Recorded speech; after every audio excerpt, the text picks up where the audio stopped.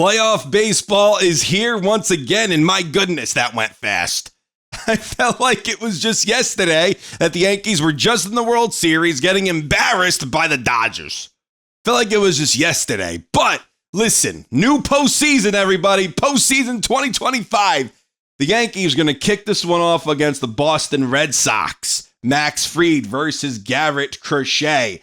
Ace versus Ace. You guys let me know what you think about this down in the comments. Are you confident that the Yankees are going to go in there and beat Garrett Crochet at Yankee Stadium? You let me know what you think. Now, so many people are saying, oh, we don't want Garrett Crochet game one. We don't want him game one.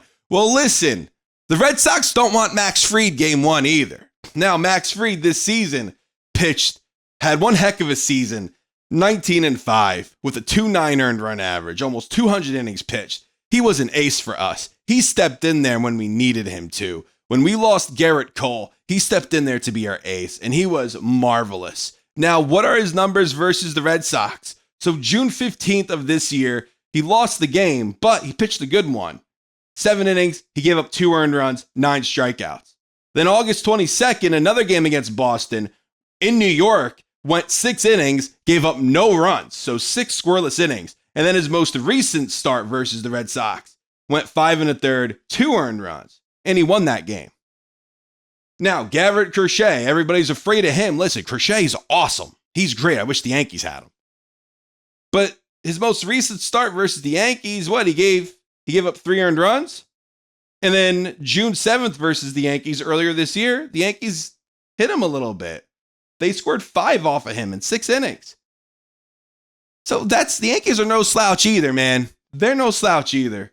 And according to Kalshi, the Yankees are in favor of beating the Boston Red Sox at 55%. So Kalshi believes that the New York Yankees are going to beat the Boston Red Sox. Okay. I also checked. I was also wondering what Kalshi felt about the MVP race. And we have to talk about this for like 2 minutes. We'll get back to the Yankees and Red Sox. But they believe that Aaron Judge has a 74% chance of winning the MVP over Cal Raleigh. A 74% chance. Unbelievable. It's like, you hear in the media about Cal Raleigh. Oh, he's a catcher, switch hitting catcher. He deserves to win the MVP. He deserves to win the MVP. It's never been done before. Listen, the guy hit 245 and he hit a lot of home runs. That's wonderful, right? That's wonderful. He hit 60 home. I think it's impressive that he hit 60 home runs and did not have a 1,000 OPS. I think that's impressive. Now, Aaron Judge hit 331. 2025 is the only season in Major League Baseball history that had one 315 hitter. And that's Aaron Judge hitting 331. He's going to be a batting champion with over 50 homers. He's going to be the 3rd player in Major League history to do that. I believe Mickey Mantle, Jimmy Fox were the only other 2 to ever do that, to win the batting title and hit over 50 dingers. That's incredible. Incredible and an incredible stat. And he's not your MVP? How in the world is Aaron Judge not your MVP?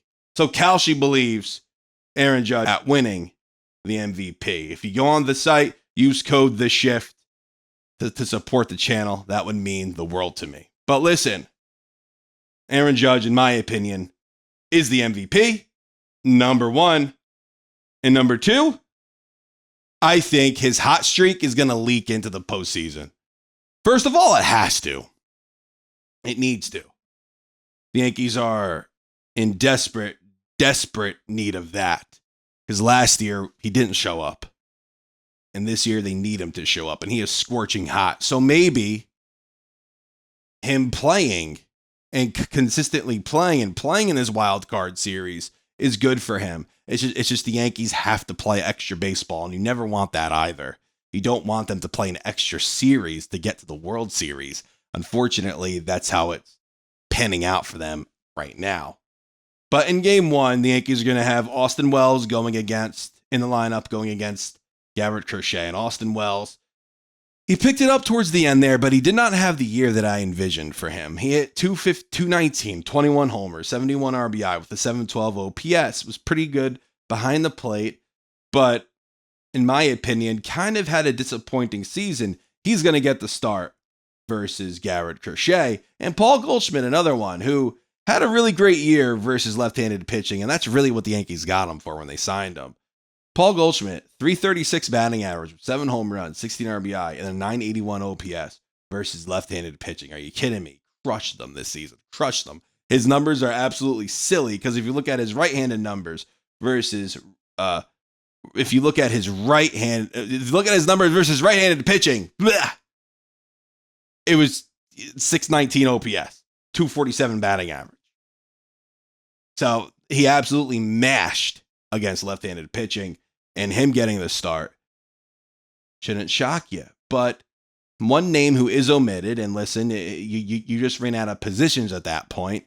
You have to start Giancarlo Stanton. What a story that is. But you have to start him. And if you're starting Austin Wells and you're starting Goldschmidt, you're not starting Ben Rice.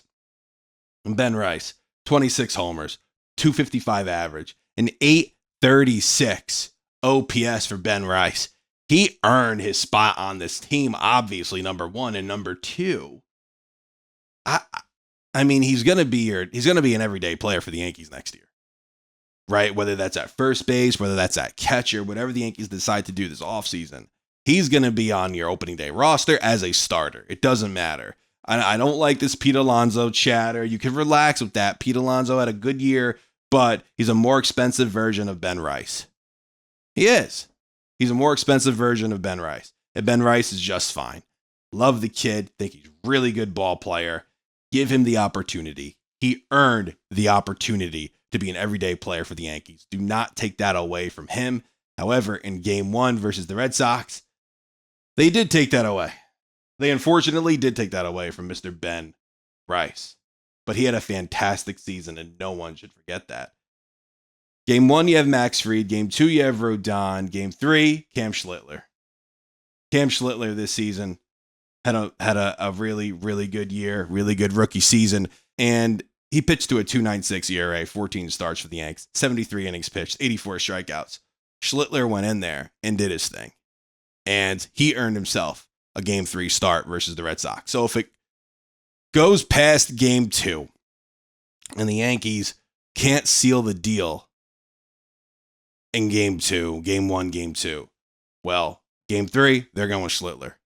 And what were their other options? Inconsistent Luis Hill. He throws way too many pitches. Will Warren. He's also pretty inconsistent. Cam Schlittler, in my opinion, was the option for Game 3. And he could go in there, have a big Game 3, shock everybody, and earn his pinstripes that way too. And that's a Yankee. That's a homegrown Yankee right there. What a story that would be if the Yankees had to go to a Game 3. Schlittler pitches Game 3, pitches like an ace.